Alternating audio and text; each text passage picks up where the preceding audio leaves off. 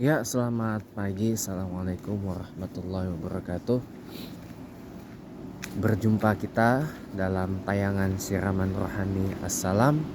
Pagi ini hari Senin, tanggal 25 hari bulan Maret 2024, bersamaan dengan hari ke-14 malam Nisfu Ramadan 1445 Hijriah bagi yang mengawali puasa Ramadan pada tanggal 12 Maret 2024. Kalau yang sudah mengawali puasa Ramadan tanggal 11 Maret, maka hari ini adalah sudah nisfu Ramadan dan sudah malam ke-16, dan esok malam sudah merayakan malam nuzul Quran. Kalau kita baru akan merayakan malam nuzul Quran pada tanggal 27 Maret 2024, hari Rabu. Gak apa-apa lah beda sehari.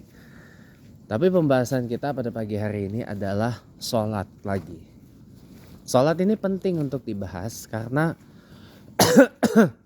ini yang menjadi hilir pembahasan kita. Sholat adalah pembeda dari mana yang mengikut agama Allah dan mana yang bukan pengikut agama Allah. Ya, ada relevansinya dengan Quran surah Ali Imran ayat 19, bait awalnya. Inna dina indallahil Islam. Sesungguhnya agama yang dibenarkan atau agama yang benar di sisi Allah hanyalah Islam. Nah, Islam ini memiliki dua pengertian. Pengertian pertama adalah ajaran yang memang sudah ada, sudah Allah turunkan kepada semua nabi, dari mulai Nabiullah Adam alaihissalam sampai dengan Nabi Muhammad SAW. Dalam artian Islam itu berserah diri kepada Allah Subhanahu wa Ta'ala, menundukkan diri kita kepada Allah Subhanahu wa Ta'ala, ya, yang kemudian direpresentasikan dengan bentuk bersujud kepada Allah Subhanahu wa Ta'ala. Satu.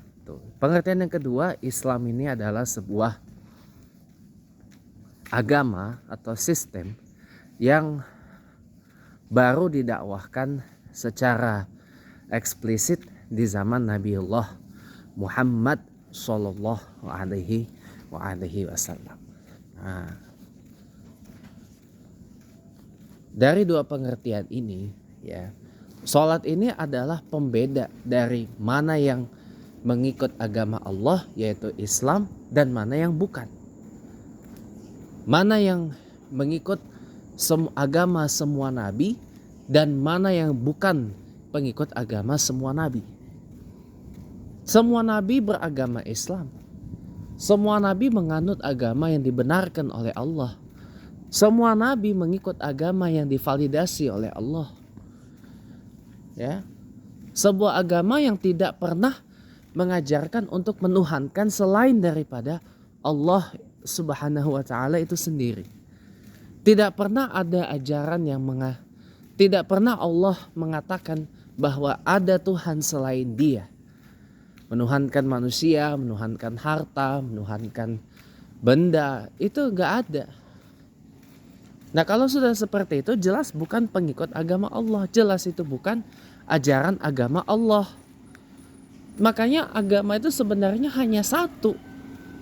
Kalau kita bicara dari sudut Al-Quranul Karim, yaitu agama Islam. Inna dina indallahil Islam.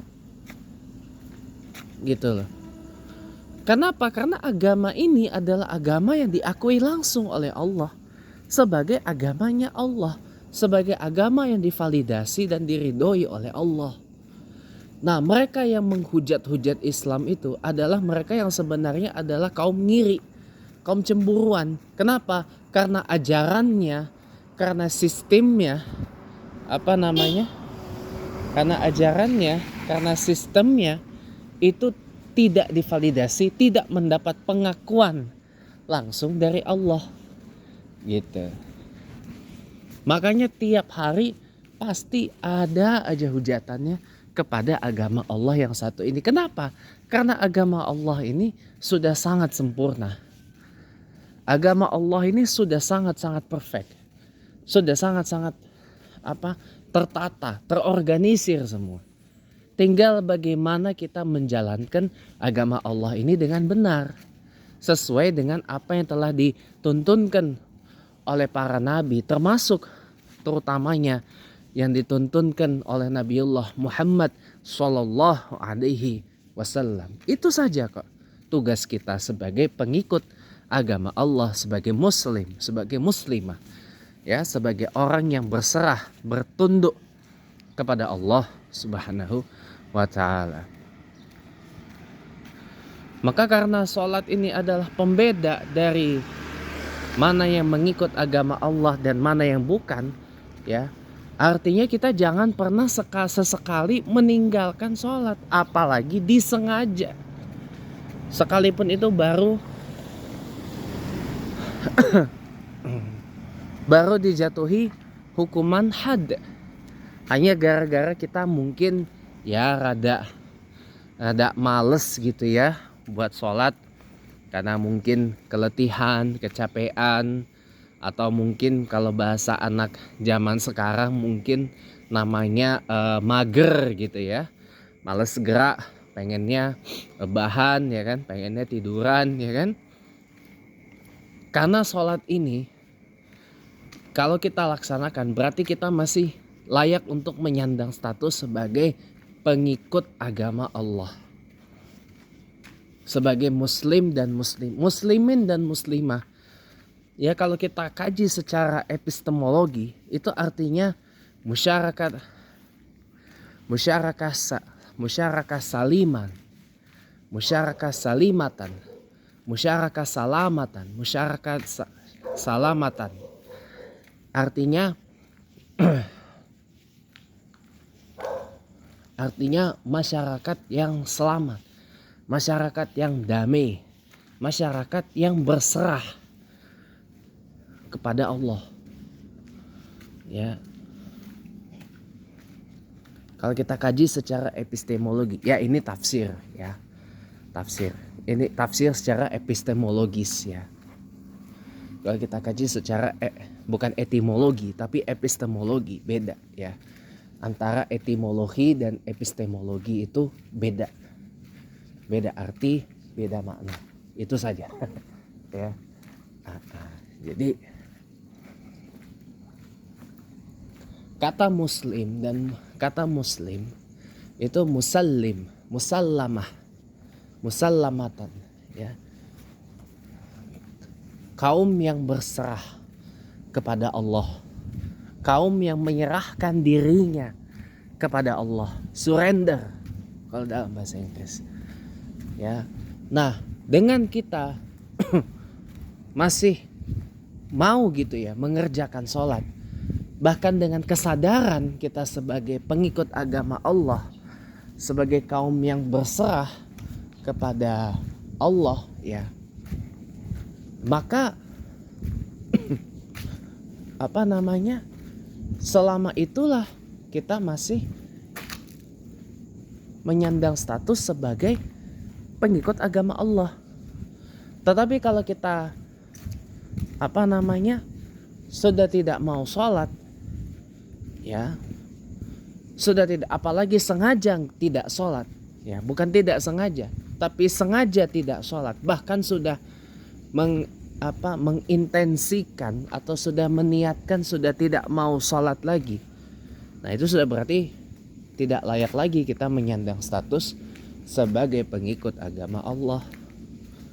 Ya, apalagi sudah dianggap keluar kita dari agama Allah. Kenapa? Karena kita tidak mengikut apa yang menjadi perintah fundamental dari agama Allah dan merupakan pembeda sekali lagi dari mereka yang mengikut agama Allah dan mereka yang bukan pengikut agama Allah ya. Jadi kesimpulannya adalah selain kita menjadikan sholat itu sebagai sebuah kebutuhan dan keperluan ya, bukan keperluan tapi kebutuhan di atas dari semua kebutuhan ya, makanya saya selalu kampanyekan jadikan sholat itu sebagai kebutuhan primer di atas kebutuhan primer. Ya. Primary need above primary wants. Ya. Ada bahasa Inggrisnya. Karena bukan sholat yang butuh kita yang butuh sholat. Kenapa kita butuh sholat? Karena kita butuh untuk berinteraksi kepada Allah. Kita butuh Allah untuk semuanya. Karena kita sadar kita lemah. Nah, sholat ini juga sebagai bentuk pengakuan bahwa kita tanpa Allah tidak ada apa-apanya. Berarti kalau kita tidak sholat, berarti kita sudah bersikap arogan dan bersikap sombong kepada Allah Subhanahu wa ta'ala. Na'udzubillahi min dzalik. Itu tidak boleh, pemirsa. Tidak boleh. Maka mari kita budayakan hidup kita tanpa sholat, maka tidak ada artinya. Sehebat apapun kita, setinggi apapun pangkat kita, setinggi apapun karir kita, sebanyak apapun uang, harta, emas, mobil, rumah, apartemen, bisnis yang kita punya, mau sebagaimana apapun kita, kalau kita nggak sholat, tidak ada artinya. Bahkan kalau kita tidak sholat, bukan pengikut agama Allah. Ya, mari kita jadikan sholat ini sebagai sebuah habit, sebagai sebuah kebiasaan, sebagai bagian dari pengikut agama Allah. Kalau bukan kita yang membiasakan sholat, lalu siapa lagi? Mari kita terus berpegang pada agama Allah, karena dengan berpegang pada agama Allah, nanti pada yaumul mahsyar akan mendapat pertolongan dan syafaat dari Allah Subhanahu wa ta'ala. Assalamualaikum warahmatullahi wabarakatuh.